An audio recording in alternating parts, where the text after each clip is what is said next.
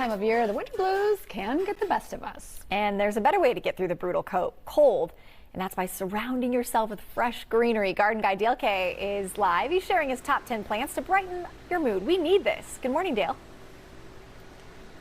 Good morning. Actually, I got a little bit carried away this morning. There'll be actually, I think, more than 10, but who's counting? We got time. And it's kind of fun. Yeah, we got time. They'll just tell me to stop, and then that'll be done. It isn't actually the worst to maybe take a visit to your favorite local garden shop, maybe even go to Como Zoo's Conservatory, the Arboretum, all those fun places where you can catch a little bit of greenery, because it is a proven fact that plants can actually give you a little bit of an emotional boost. They kind of make you smile, make you feel better. There's research that shows that they actually lower blood pressure. No wonder I'm always fit as a fiddle when I go to the doctor, because they're like, there's no way, Dale, that you can be that fit. I'm just like, yes, it's because of plants. And they do actually make us feel, of course, better in general. So I mentioned some of my top favorites. I kind of broken them down into a couple of different categories for you. The first one being flowering, I guess. So let's take a look at some, and it really doesn't really matter what they are, as long as you get some good colorful blooms. But some popular ones that you'll find at garden shops right now, this winter annual here is called cyclamen. You'll find it in pinks, reds, and whites. And actually it's a little ripper for Valentine's Day too. I guess that's just coming around the corner here shortly. So cyclamen is a great Valentine's Day plant as well. Also, you'll start to see some more, a little bit, I guess, spring blooms popping up at garden shops. Here I've got some Gerbera daisies. This one here is really fun. It's a calla lily.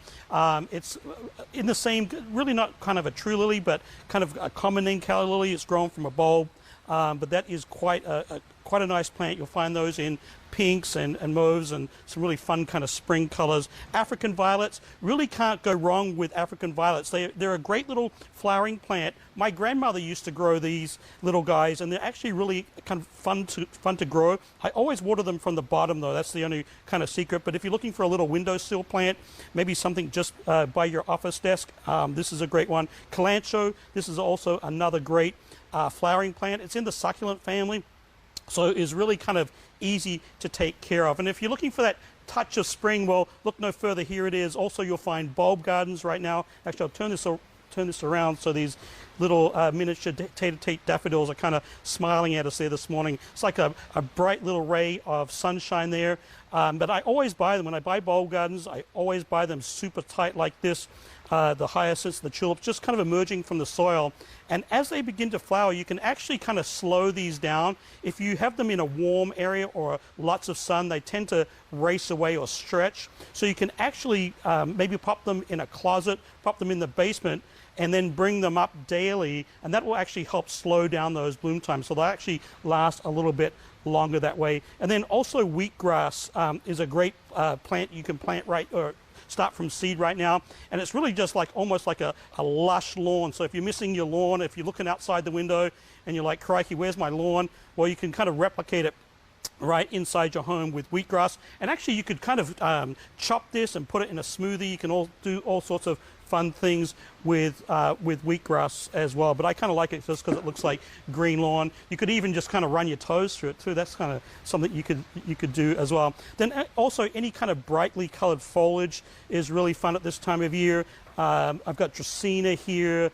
The aglaonemias, there's a lot of aglaonemias right now that have these wonderful pink variegations in the leaf. Lots of choices to choose from. Sansevieria is another one. Actually, people always ask me, Dale, what are plants that I can't kill, or if I don't have a green thumb, what are some plants that I can grow that I won't kill? Sansevieria is definitely on that list. Any of them are fine. And then also the tried and true is ZZ plant. This is another one that you really can't kill, or actually, no, you really can't kill it.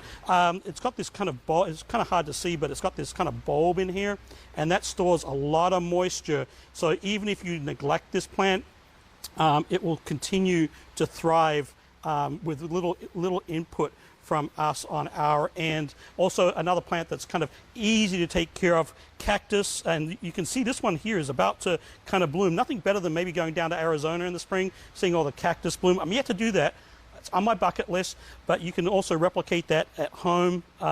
That's beginning to flower right now. Then also this little succulent, this firecracker plant.